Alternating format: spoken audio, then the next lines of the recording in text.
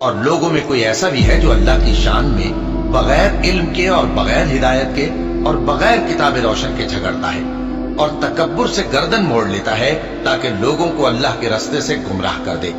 اس کے لیے دنیا میں ذلت ہے اور قیامت کے دن ہم اسے عذاب آتش سوزاں کا مزہ چکھائیں گے. اے سرکش، یہ اس کفر کی سزا ہے جو تیرے ہاتھوں نے آگے بھیجا ہے، اور اللہ اپنے بندوں پر ظلم کرنے والا نہیں. اور لوگوں میں بعض ایسا بھی ہے جو کنارے پر کھڑا ہو کر اللہ کی عبادت کرتا ہے، اگر اس کو کوئی دنیاوی فائدہ پہنچے تو اس کے سبب مطمئن ہو جائے، اور اگر کوئی آفت پڑے تو منہ کے بل لوٹ جائے، یعنی پھر کافر ہو جائے.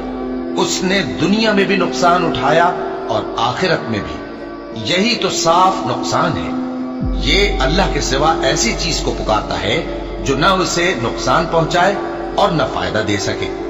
یہی تو پرلے درجے کی گمراہی ہے.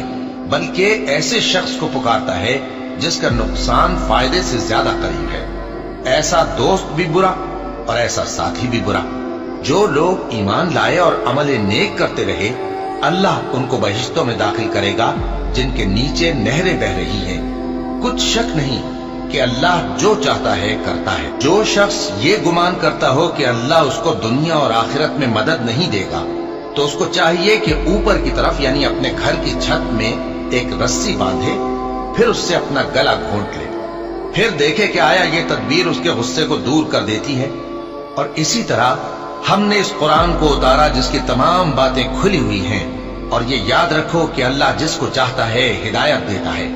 جو لوگ مومن یعنی مسلمان ہیں اور جو یہودی ہیں اور ستارہ پرست اور عیسائی اور مجوسی اور مشرک، اللہ ان سب میں قیامت کے دن فیصلہ کر دے گا. بے شک اللہ ہر چیز سے باخبر ہے.